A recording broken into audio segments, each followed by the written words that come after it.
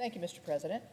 I'm really pleased to be here on the last week or around the last week that we are going to be here before we return in September. Particularly happy to be here with the ranking member of the Environment and Public Works to talk about an issue that I think we both care about. So I'm going to start off, and then Senator Whitehouse. As we both know, for too long, critical projects central to American energy development, infrastructure improvement, and economic development have been trapped in a cycle of redundant reviews, shifting goalposts, endless red tape, and regulatory uncertainty. Businesses large and small looking to build things in our country again really need certainty that is necessary for long-term investments. And projects needed to deploy new energy technologies and efforts to restore the environment have been caught in the same regulatory swamp as well. This has been loaded on for years. Years of changes and guidance have created a complex web of ever-expanding duplicative and contradictory requirements, while Congress has not stepped in to provide the clarifications that our country needs. All this has led to lost jobs, missed economic opportunities, and higher prices across America.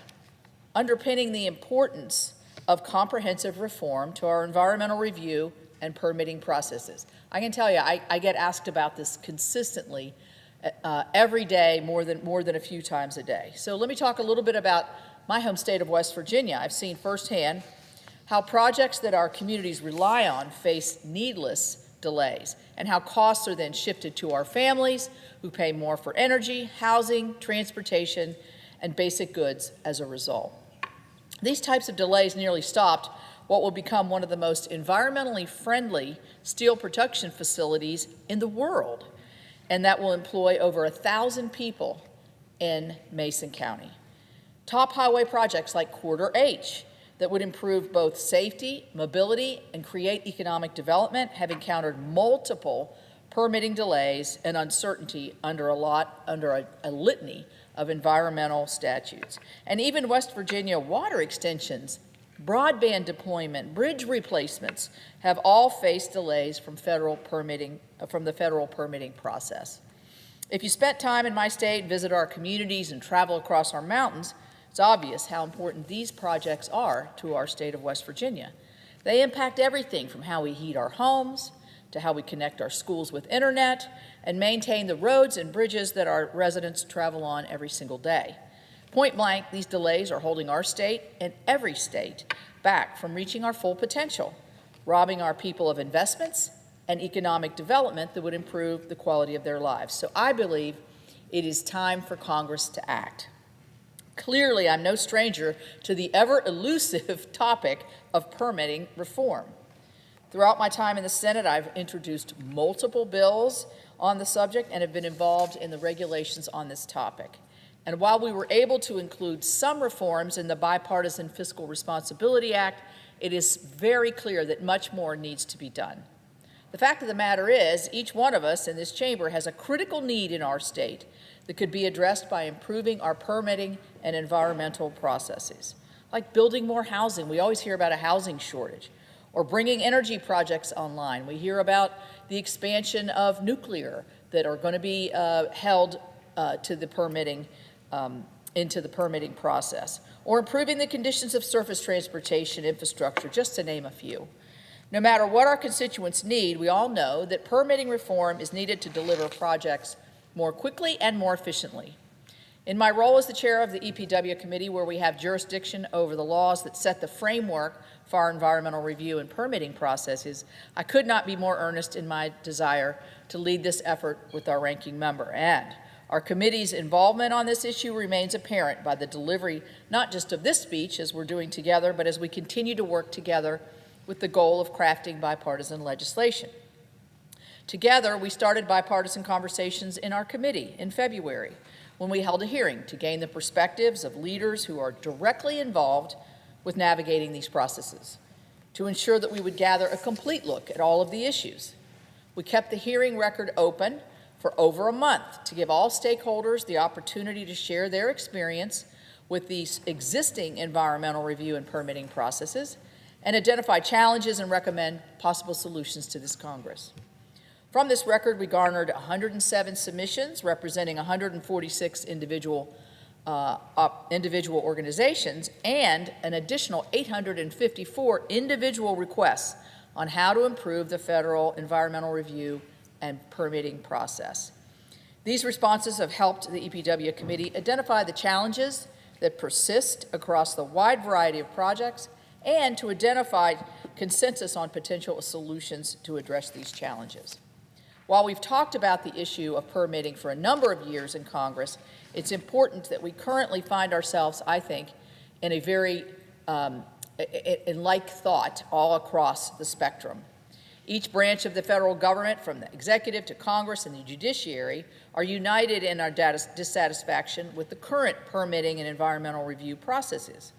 The Trump administration has taken numerous actions to cut red tape and to put the United States in this best possible position to grow our economy and create jobs. The Supreme Court delivered a unanimous decision in the 7-county infrastructure coalition case in May that validated what many of my colleagues and I have long been saying, and that is that the responsibilities of federal agencies under the NEPA Policy Act have evolved beyond what Congress intended, creating roadblocks instead of considering the environment in federal decision-making.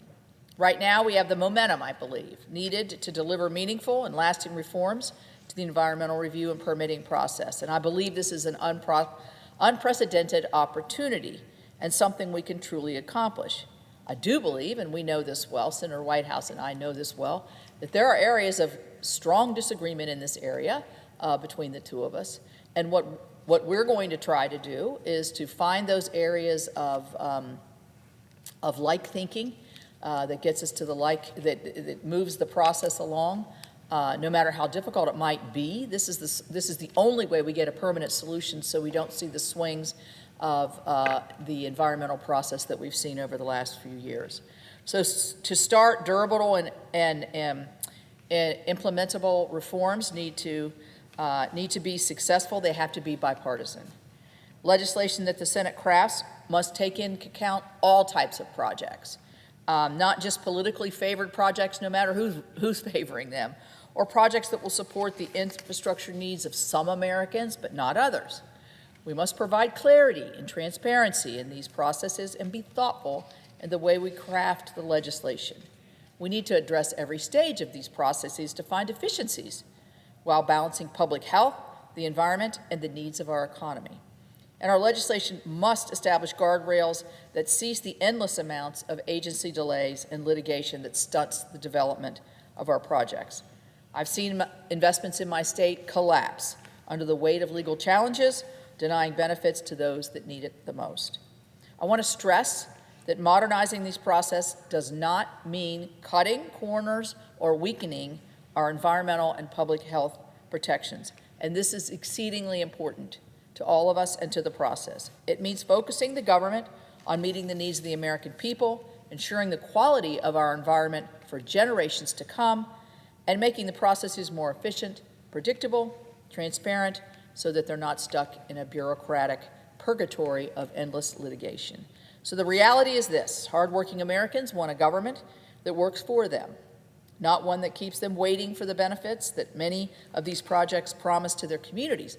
And what happens when you wait? If the project still goes forward, it gets more and more and more expensive with time. I was encouraged to see bipartisan efforts from our colleagues in the House of Representatives, as last week, Natural Resources Committee Chairman Bruce Westerman and Representative Jared Golden announced a proposal to address many of the concerns I just laid out.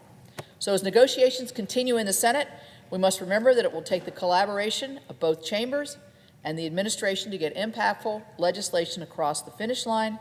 The opportunity is here. This is right in front of us, and I can guarantee you that I will be at the forefront of these efforts to make sure that these reforms can become a reality. So I encourage my colleagues to heed the importance of this moment, and many of our colleagues are talking about this and have great expertise in this area, and we need your help. So with that, I yield the floor and here to listen to my friend Senator Whitehouse.